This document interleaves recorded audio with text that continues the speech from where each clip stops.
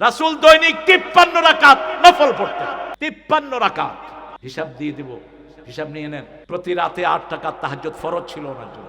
কি ছিল? ফরজ। 3 রাকাত পড়তেন ভিতর, 8 আর 3 11। ইশাকের নামাজ পড়তেন 4 রাকাত। কত হলো?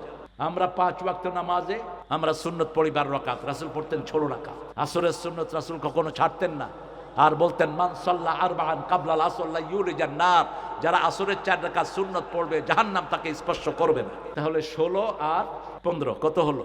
এরপরে সালাতুদ দুহা পড়তেন 4 রাকাত, সালাতুল আওয়াবিন পড়তেন 6 রাকাত। মাগরিবের পরে কত হলো?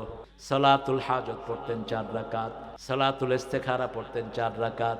এরপরে সালাতুত তাসবিহ, এটা নিয়ে ইখতিলাফ আছে, কিন্তু রাসূল সাল্লাল্লাহু আলাইহি সাল্লাম যখনই মন খারাপ হতো কিসে দাঁড়াতেন? নামাজে দাঁড়িয়ে যেতেন। 3 রাকাত পড়তেন না। 3 রাকাত যখন বিতের যখন কাজা হতো তিনি বিতেরকে 4 রাকাত পড়তেন, বিতের কাজা করতেন। যখন রাতে তিনি 2 রাকাত দিয়ে সারা রাত শেষ করতেন, বাকি 6 রাকাত দিনে কাজা করতেন, কারণ এটা ফরজ ছিল ওনার উপর। বিতের 3 রাকাত পড়তেন না, তখন বিতের কয় রাকাত পড়তেন?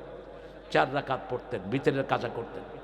এইভাবে 53 রাকাত নামাজ প্রতিদিন পড়তেন রাহমাতাল লিল আলামিন।